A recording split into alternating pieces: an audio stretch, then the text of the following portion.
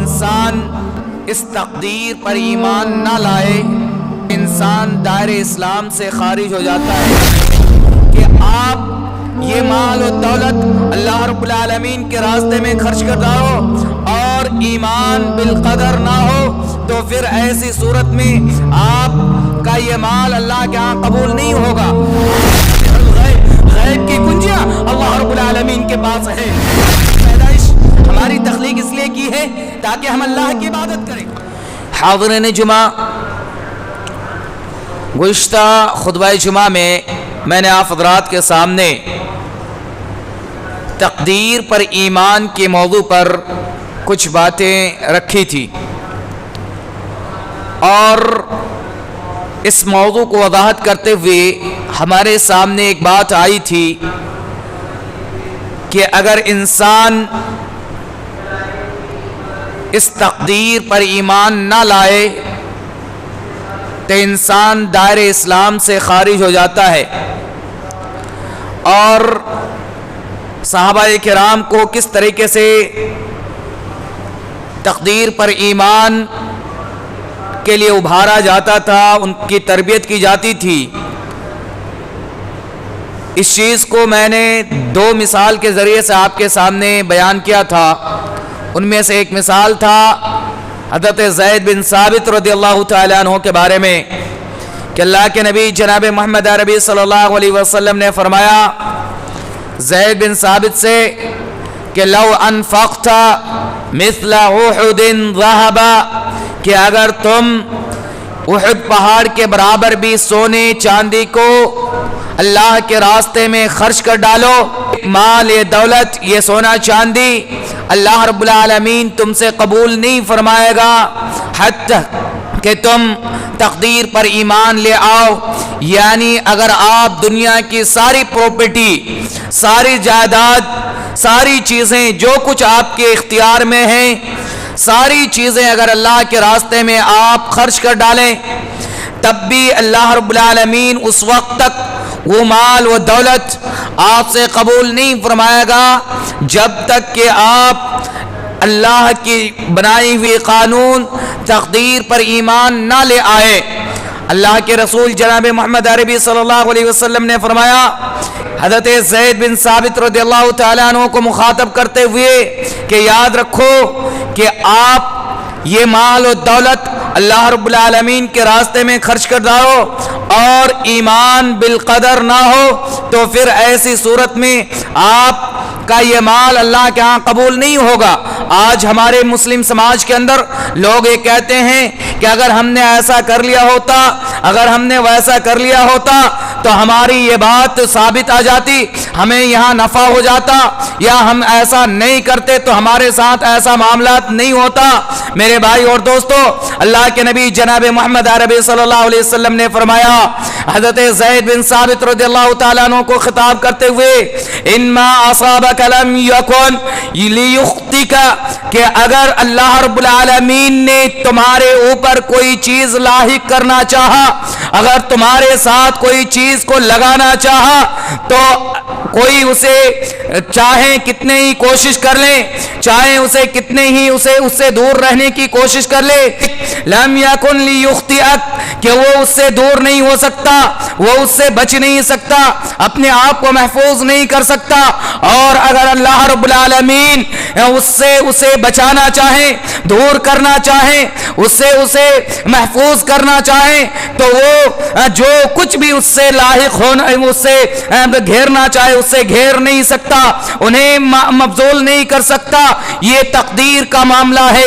اسی طریقے سے میں نے آپ کے سامنے یہ بھی بیان کیا تھا کہ اس معاملے کو بیان کرتے ہوئے اللہ کے نبی جناب محمد عربی صلی اللہ علیہ وسلم نے فرمایا تھا وَلَوْ مِتَّ عَلَى غَيْرِ هَذَا، یعنی اگر اس تقدیر کے علاوہ آپ کی موت ہو جاتی ہے، یعنی آپ کا یہ تقدیر ایمان نہیں ہوتا کہ اللہ رب العالمین جو کچھ کرنے والا ہے، سارے اختیار اللہ رب العالمین کے پاس ہیں اور ہماری زندگی کے ہر لمحات کو اللہ رب العالمین نے لکھ رکھا ہے، اگر یہ ایمان ہمارے دلوں میں نہ ہو اور اسی حالت میں یعنی تقدیر پر ایمان رکھے بنا ہماری موت آ جاتی ہے تو اللہ کے رسول جناب محمد عربی صلی اللہ علیہ وسلم نے فرمایا دخلت النار، تم جنت میں نہیں جا سکتے بلکہ تمہارا ٹھکانہ، تمہارا دخول جہنم کی آگ میں ہو جائیں گے۔ تو یہ اس بات کی دلیل ہے کہ تقدیر پر ایمان کتنی اہمیت کے حامل ہے، کتنی زیادہ اہمیت رکھتی ہے۔ جا میرے بھائی اور دوستو، میں نے پچھلے خطبہ جمعہ میں یہ تمام باتیں عرض کرنے کے بعد آپ کے سامنے کہا تھا کہ انشاءاللہ آئندہ خطبہ جمعہ میں تقدیر کے مراتب کو ذکر کروں گا۔ تو آئیے، اس تقدیر کے مراتب کل 4 ہیں اور ان میں سب سے پہلا مرتبہ جو ہے وہ علم ہے۔ العلم یعنی اللہ رب العالمین کے بارے میں علم رکھنا۔ کیسا علم؟ یہ کہ اللہ رب العالمین کے بارے میں یہ علم رکھنا، اللہ رب العالمین کے علم غیب پر یقین رکھنا کہ اللہ رب العالمین اور جو کچھ ہو چکا ہے وہ ساری چیزیں اللہ رب العالمین کے علم میں ہے، اور جو ہمارے ساتھ ہو رہا ہے یہ بھی اللہ رب العالمین کے علم میں ہے۔ اسی طریقے سے مستقبل میں جو چیزیں ہونے والی ہیں وہ ساری چیزیں اللہ رب العالمین کے علم میں ہے، اور وہ ساری چیزیں اللہ رب العالمین کے یہاں لکھی ہوئی موجود ہیں۔ اس بات پر یقین رکھنا اور یہ علم کے بارے میں ہمیں یقین پختہ ہونا تقدیر کا ایک پہلا مرتبہ ہے۔ اسی طریقے سے ایک دوسرا مرتبہ یہ ہے کہ کتابت کے بارے میں ہمیں یقین ہونا کہ اللہ رب العالمین نے ہر وہ چیز لکھ رکھا ہے، رائٹنگ کی شکل میں موجود ہے۔ جو چیز ہمارے اندر ہونے والا ہے، جو بھی وقوع پذیر ہونے والا ہے، دنیا کے ہر معاملات، کائنات کے ہر معاملات اللہ رب العالمین کے یہاں لوح محفوظ میں لکھی ہوئی موجود ہے۔ اور ان دونوں مرتبہ کی دلیل، ان دونوں کیٹیگری کی دلیل اللہ رب العالمین نے قرآن کریم کے اندر ارشاد فرماتا ہے۔ آپ سورہ انعام آیت نمبر 59 کے اندر دیکھ سکتے ہیں، اللہ رب العالمین نے فرمایا وَعِندَهُ مَفَاتِحُ الْغَيْبِ لَا يَعْلَمُهَا إِلَّا هُوَ، کہ اللہ رب العالمین کے پاس ہی غیب کی کنجیاں ہیں۔ آپ جانتے ہیں، یعنی معلوم یہ چلا کہ غیب کی کنجی ہے اور اس کنجی کے بنا غیب کی باتوں کو جاننا مشکل ہے، ناممکن ہے، اور یہ کنجی صرف اللہ رب العالمین کے پاس ہے۔ یعنی پتہ یہ چلا کہ غیب کی باتیں صرف اللہ رب العالمین کے پاس ہے۔ ہم اور آپ کہتے ہیں کہ فلاں کو غیب کی باتیں معلوم ہے، فلاں کو غیب کی باتیں معلوم ہے، یہاں تک کہ ہم یہ کہتے ہیں کہ انبیاء کرام کو بھی غیب کا علم ہے، نبی کریم صلی اللہ علیہ وسلم کو بھی غیب کا علم ہے۔ یہ آیت کریمہ پر غور کیجئے، اللہ کے نبی جناب محمد عربی صلی اللہ علیہ وسلم نے فرمایا، اللہ رب العالمین نے نبی محترم صلی اللہ علیہ وسلم کے بارے میں بذات خود ایک دوسری جگہ پر ارشاد فرمایا کہ ان کو بھی غیب کا علم نہیں ہے، اور یہ آیت بالکل واضح اس بات پر دال ہے کہ غیب کا علم سوائے اللہ رب العالمین کے علاوہ کسی اور کے پاس نہیں ہے، کیونکہ غیب کی کنجی ہی اللہ رب العالمین کے پاس ہے۔ جب ہمارے پاس کنجی ہی نہیں ہے، چابی ہی نہیں ہے، کسی چیز کو کھولنے کے آلہ ہی نہیں ہے، تو پھر اس کے بارے میں علم تو دور کی بات ہے، مین دروازہ ہی ہمارے لیے بند ہے۔ اللہ رب العالمین نے فرمایا وَعِندَهُ مَفَاتِحُ الْغَيْبِ، غیب کی کنجیاں اللہ رب العالمین کے پاس ہے، لا يعلمها الا هو، اس کے علاوہ کوئی اس بات کو نہیں جانتا۔ وَيَعْلَمُ مَا فِي الْبَرِّ وَالْبَحْرِ، اور اللہ رب العالمین ہی کو جو کچھ خشکی اور تری میں ہے ان ساری چیزوں کا علم صرف اللہ رب العالمین کو ہے۔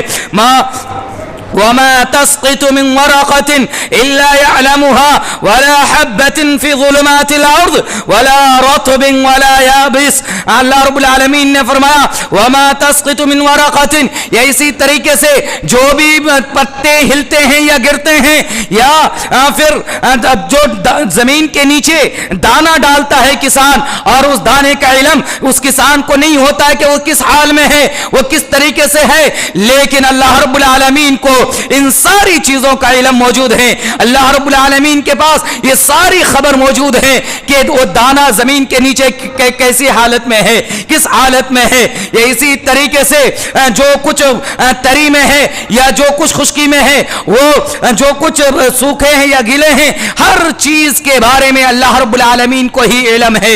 اس بات کا ہمیں یقین ہونا، یہ تقدیر کا مرتبہ اور دونوں مرتبے کو یعنی اللہ رب العالمین کے یہاں لکھی ہوئی ہے، اور اللہ رب العالمین کے علم کے بارے میں یہ دو مرتبہ یہ تقدیر کے مرتبہ ہیں، ان دونوں پر ہمیں ایسے ہی ایمان رکھنا ضروری ہے۔ اسی طریقے سے ایک دوسرا مرتبہ جو ہے وہ مشیت الہی۔ ہم اور آپ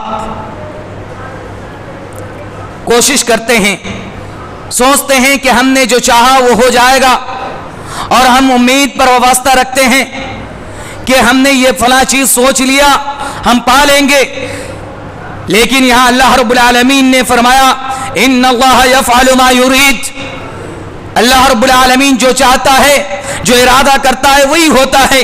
اسی طریقے سے سورہ بروج کے اندر اللہ رب العالمین نے فرمایا فعال لما یرید، اللہ رب العالمین جو کچھ چاہتا ہے وہی کرنے والا ہے۔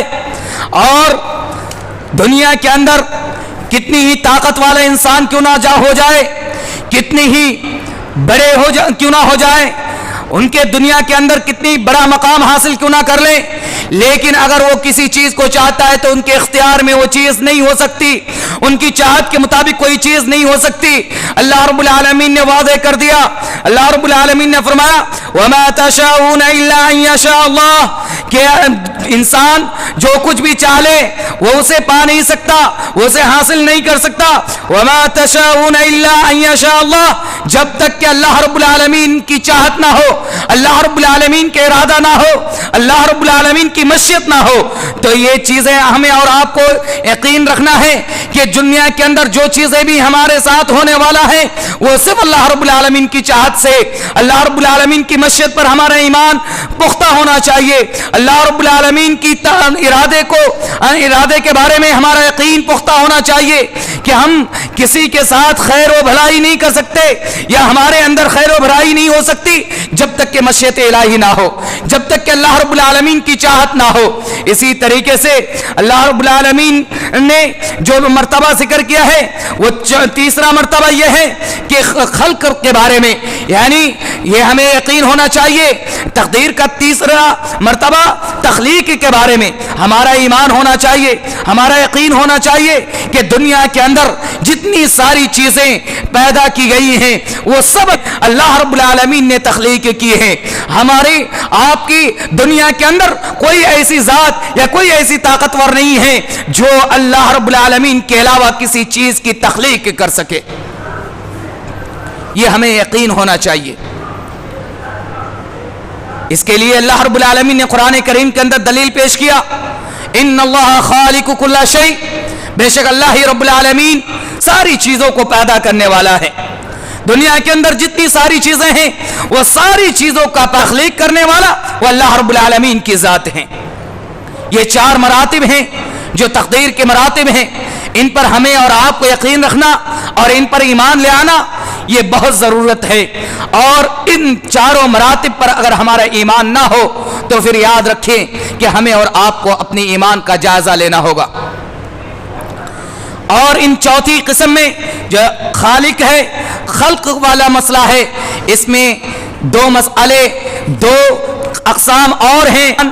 پہلا جو تقدیر عام ہے، جیسے کہ میں نے گزشتہ خطبہ میں ذکر فرمایا تھا، تقدیر عام کہ سورج کا طلوع ہونا پھر غروب ہو جانا، یہ اسی طریقے سے انسان کے کھانے پینے کا معاملہ، ان کی زندگی بسر کرنے کا معاملہ، یہ ساری چیزیں اللہ رب العالمین کے اس قانون الہی یعنی تقدیر کے تحت ہے، اور یہ عام تقدیر ہے۔ لیکن ایک تقدیر دوسری تقدیر جو مفصل ہے یعنی تفصیل مانگتی ہے، اس میں جیسے کہ تقدیر عمری ہے، یعنی انسان کی عمر کے بارے میں جو ماں کے پیٹ سے لے کر ان کی زندگی کے خاتمے تک کا پوری تقدیر لکھ دی گئی ہے، پوری تقدیر کے بارے میں بیان کر دی گئی ہے، یہ تقدیر عمری کہلاتا ہے۔ اس کے بارے میں حدیث پاک میں آتا ہے کہ اللہ کے نبی جناب محمد عربی صلی اللہ علیہ وسلم نے ارشاد فرمایا کہ جب انسان ماں کے پیٹ میں رہتا ہے اور پھر اللہ رب العالمین ان کے پاس ایک فرشتہ بھیجتا ہے، ان کو روح عطا کرتا ہے، یعنی ان کے جسم میں روح بھیجتا ہے، اور پھر فرشتے سے کہتا ہے کہ ان کے بارے میں 4 کلمات لکھ ڈالو، یعنی 4 کلمے کا فیصلہ کر دو۔ وہ 4 کلمات کیا ہیں؟ پہلی تو میں یہ ہے کہ اللہ رب العالمین نے فرمایا کہ ان کے رزق کے بارے میں لکھ دیا جائے، کہ یعنی وہ دنیا میں آنے کے بعد سے لے کر ان کی موت تک کی رزق جتنی ہے وہ ساری چیزیں ان کے حصے میں لکھ دیا جائے۔ اسی طریقے سے ان کی زندگی کے بارے میں لکھ دیا جاتا ہے، یہ زندگی کے بارے میں جب تک وہ جینا ہے، ان کو کب تک مرنا ہے اور کہاں مرنا ہے، وہ ان کی زندگی کے بارے میں لکھ دیا جاتا ہے۔ اسی طریقے سے پھر ان کے عمل کے بارے میں لکھ دیا جاتا ہے۔ تیسری چیز ان کے عمل کے بارے میں لکھ دیا جاتا ہے کہ ان کا عمل کیسا ہونا ہے، نیک عمل ہونا ہے یا نہیں ہونا ہے، یا کس طریقے سے وہ عمل کرے گا، وہ کیسا عمل کرے گا، یہ ساری چیزیں ان میں لکھ دی جاتی ہیں۔ اس کے بعد ان کے بارے میں یہ کہ چوتھی چیز لکھ دی جاتی ہے کہ وہ نیک ہوگا یا بد ہوگا، یعنی وہ نیک کام کرے گا یا بد کام کرے گا، برے کام کرے گا۔ یہ 4 چیزیں ان کی ماں کے پیٹ میں ہی ان کے بارے میں لکھ دیا جاتا ہے۔ یہ تقدیر عملی کے نام سے جانتے ہیں۔ اور پھر اس کے بعد تقدیر ثناوی بھی ہے، جسے اللہ کے نبی جناب محمد عربی صلی اللہ علیہ وسلم نے فرمایا، اور سورہ دخان کے اندر آپ دیکھ سکتے ہیں کہ اللہ رب العالمین نے فرمایا فیہا یفرق کل امر، کہ اس دن ساری چیزوں کے بارے میں، یعنی سال کی ایک ایسا دن آتا ہے جس میں اللہ رب العالمین ہر معاملے کے بارے میں فیصلہ کرتا ہے۔ فیہا یفرق کل امر حکیم، ہر معاملے کے بارے میں فیصلہ کرتا ہے۔ اور وہ فیصلہ کیسا ہے کہ اللہ رب العالمین وہ دن کے بارے میں بتلایا سورہ قدر کے اندر، آپ دیکھ سکتے ہیں کہ وہ دن کون سا ہے، یعنی رمضان کے مہینے میں لیلۃ القدر کا دن جو ہے، اس رات میں رمضان کے مہینے میں لیلۃ القدر میں اللہ رب العالمین انسان کے بارے میں فیصلہ کرتا ہے، اور وہ تقدیر ثنوی ہوتا ہے۔ پورے سال ان کے بارے میں کتنا رزق دینا ہے، کیا ان کو کرنا ہے، ان کے پورے سال کے بارے میں اس تقدیر میں لکھ دیا جاتا ہے، ان کے بارے میں لکھ دیا جاتا ہے۔ اسی طریقے سے ایک تقدیر ہوتی ہے تقدیر یومی، اور یعنی انسان روزمرہ کیا کام کرنا ہے، کیسے کرنا ہے، وہ روزمرہ کی تقدیر ان کے بارے میں لکھا جاتا ہے۔ اور اس کی دلیل سورہ الرحمن کے اندر آپ دیکھ سکتے ہیں کہ اللہ رب العالمین نے فرمایا کل یوم ہوا فی شان، کہ ہر دن کے بارے میں اللہ رب العالمین ان کے بارے میں طے کرتا ہے، ہر دن کے معاملات کو ان کے لیے لکھ لیا جاتا ہے۔ تو یہ تقدیر کے مراتب رہے جنہیں ہمیں اور آپ کو سمجھنا اور اس پر عمل کرنا ضروری ہے۔ اگر ہم ان تقدیر پر عمل نہیں کیے، ان پر یقین نہیں رکھے، تو پھر ہمارا جب ان ایمان کے جو درجے بیان کیے گئے ہیں، جو اللہ رب العالمین، اللہ کے رسول جناب محمد عربی صلی اللہ علیہ وسلم نے ایمان کی تعریف کرتے ہوئے فرمایا تھا کہ ان تؤمن باللہ وملائکتہ وکتبہ، تو ان کے 5 ارکان پر اگر ہم نے ایمان بھی لے آیا اور ان میں سے یہ 6ٹھی چیز ان مراتب پر ایمان نہیں لے آیا، تو پھر ہمارا ان 5 چیزوں پر ایمان لے آنا بیکار ہوگا، ضائع ہوگا۔ اس لیے میرے بھائی اور دوستو، یہ ہمیں اور آپ کو چاہیے کہ ہم اور آپ ان تقدیر پر ایمان رکھیں۔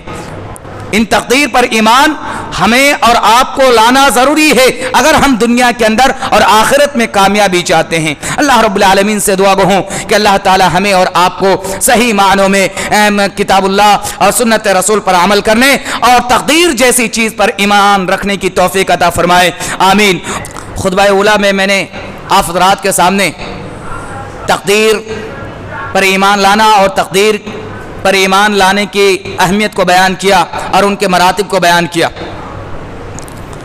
جہاں تقدیر کی اہمیت موجود ہیں، وہیں ہمیں یہ بھی یاد رکھنا چاہیے کہ تقدیر ایک ایسی چیز ہے کہ اللہ کے نبی جناب محمد عربی صلی اللہ علیہ وسلم نے 3 باتوں سے منع فرمایا تھا، جن میں ایک تقدیر بھی ہے کہ ان کے بارے میں زیادہ گفتگو نہ کیا جائے، زیادہ کلام نہ کیا جائے، کیونکہ تقدیر بہت باریکی چیز ہے۔ یہ اللہ رب العالمین کی بھیدوں میں سے ایک بھید ہے جسے ہم اور آپ نہیں جان سکتے، ان کو کرید کر ہم ان کے بارے میں نہیں جان سکتے۔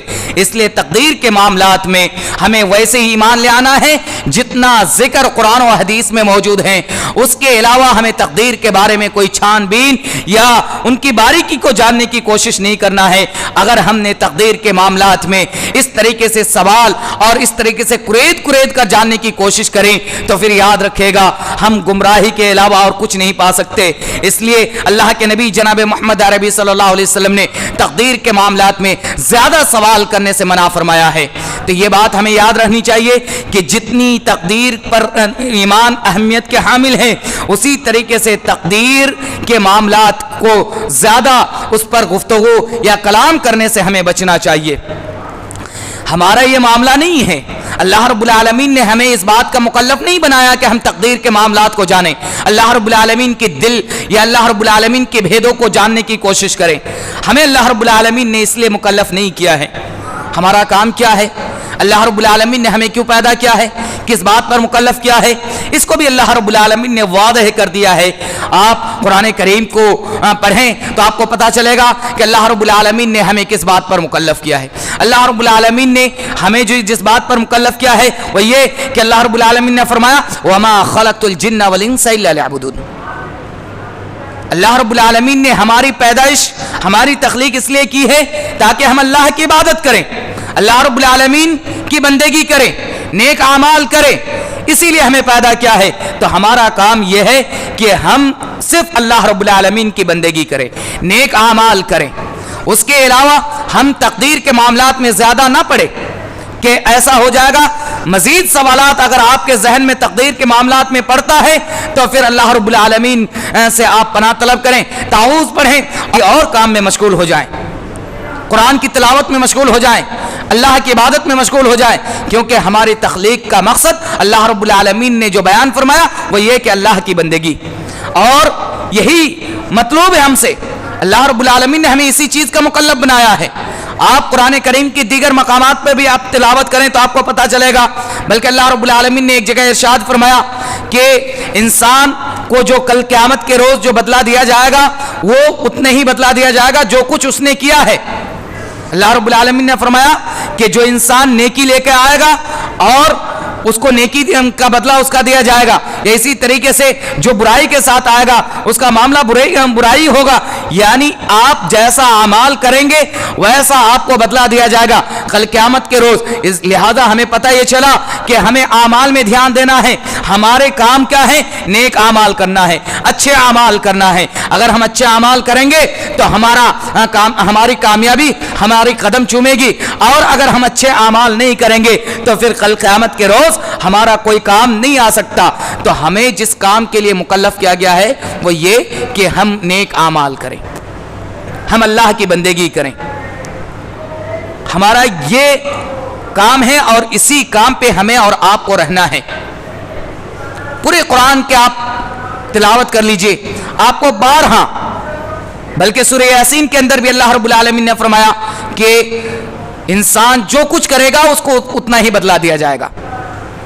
اسی طریقے سے اللہ رب العالمین نے فرمایا کہ انسان کی جو امتحان ہوگا انہیں جو آزمایا جائے گا, تاکہ وہ کیوں آزمایا جائے گا؟ تاکہ یہ پتا چلے کہ کون اچھا عمل کرتا ہے اور کون برا عمل کرتا ہے, کون اللہ پر یقین رکھتا ہے اور کون نہیں رکھتا ہے. تو ہمیں آزمایا بھی جائے گا تو ہمارے اعمال کے مطابق اور ہماری عبادت کے مطابق. لہذا ہمیں اور آپ کو جو کام کرنا ہے وہ یہ کہ ہم اچھے اعمال کریں, ہم اچھے کام کریں, نیک اعمال کریں, اللہ رب العالمین کی بندگی کریں. اور اللہ رب العالمین کی بندگی میں سب سے بہترین راستہ یہ ہے کہ ہم نماز کی پابندی کریں. اب سورہ طٰہٰ کی تلاوت کیجئے تو آپ کو پتہ چلے گا کہ اللہ رب العالمین نے فرمایا کہ میری یاد کیا کریں, مجھے یاد کیا کریں. اور وہیں پہ آگے اللہ رب العالمین نے فرمایا مجھے یاد کرنے کا بہترین طریقہ نماز ہے, واقم الصلاۃ, نماز قائم کریں, تو نماز کی پابندی کریں. یہ اللہ رب العالمین کی بندگی کا بہترین طریقہ ہے, کیونکہ آپ سجدے میں ہوتے ہیں تو سب سے زیادہ اللہ رب العالمین کے قریب ہوتے ہیں. اپنے آپ کو آپ کے دل میں یہ احساس ہوتا ہے کہ ہم اللہ رب العالمین کے سامنے جھکے ہوئے ہیں, اللہ رب العالمین کے سامنے پڑے ہوئے ہیں. تو یہ سب سے زیادہ اللہ رب العالمین کی بندگی کا ثبوت ہے اور سب سے بہترین طریقہ ہے. تو ہم کیا کریں؟ نماز قائم کریں. اسی طریقے سے تقدیر کے بارے میں ایک معاملہ یہ بھی یاد رکھیں کہ تقدیر کے بارے میں اللہ کے نبی جناب محمد عربی صلی اللہ علیہ وسلم کی حدیث ہے, فرمایا کہ انسان اگر دعا کرتا ہے تو ان کی تقدیر میں بدل دی جاتی ہے. تو دعا چونکہ عبادت ہے، جیسے میں نے درس میں کبھی بتایا تھا کہ دعا ہو عبادہ، کہ دعا عبادت ہے، یا اسی طریقے سے دعا مخ العبادہ، کہ دعا عبادت کی مغز ہے، تو اس طریقے سے دعا عبادت ہے، اور عبادت کے ذریعے سے آپ کی تقدیر بدلی جا سکتی ہے، تو دعا کے ذریعے سے آپ کی تقدیر بدلی جائے گی۔ تو یہ اللہ رب العالمین نے یہ بھی بات آپ کی تقدیر میں لکھی ہوئی ہے کہ انسان کون سا دعا کرے گا تو ان کی کون سی معاملات حل کیا جائے گا، اور کون سے دعا کریں گے تو ان کے کون سے معاملات سالو کیا جائے گا۔ یہ ساری چیزیں اللہ رب العالمین نے لکھ رکھا ہے تقدیر میں۔ تو یہ تقدیر کا معاملہ ہی ہے کہ انسان دعا کرے گا تو ان کی تقدیر بدل دی جائے گی، چینج کر دی جائے گی، یا انسان تقدیر دعا کرے گا تو ان کے جو معاملات، جو مصیبت آنے والی تھی، ان کو ختم کر دیا جائے گا۔ تو یہ تقدیر میں لکھی ہوئی چیزیں، تو ہمیں اور آپ کو دعا کرنا چاہیے زیادہ سے زیادہ اللہ رب العالمین کہاں، یا اسی طریقے سے اللہ رب العالمین کی عبادت میں جو بھی عبادات کے اقسام ہیں، جیسے دعا، اسی طریقے سے نماز، اسی طریقے سے حج یا زکوٰۃ، یہ ساری چیزیں عبادت ہیں۔ اللہ رب العالمین سے خوف کھانا یا اللہ رب العالمین سے ڈرنا، یہ ساری چیزیں کیا ہیں؟ عبادت کی قسم میں سے ہیں۔ میں نے درس میں بتایا تھا کہ ایمان یا اسلام، یہ ساری چیزیں کیا ہیں؟ عبادت ہیں۔ تو یہ عبادت، ان تمام عبادتوں کو ہمیں انجام دینا ہے، اسی کام کے لیے ہماری پیدائش، ہماری تخلیق ہوئی ہے۔ اللہ رب العالمین سے دعا گو ہوں کہ اللہ تعالی ہمیں اور آپ کو صحیح معنوں میں کتاب و سنت پر عمل کرنے کی توفیق عطا فرمائے، اور ہمیں اللہ رب العالمین کی بندگی کرنے کی توفیق عطا فرمائے، ہمیں صرف ایک اللہ کی عبادت کرنے کی توفیق عطا فرمائے، آمین۔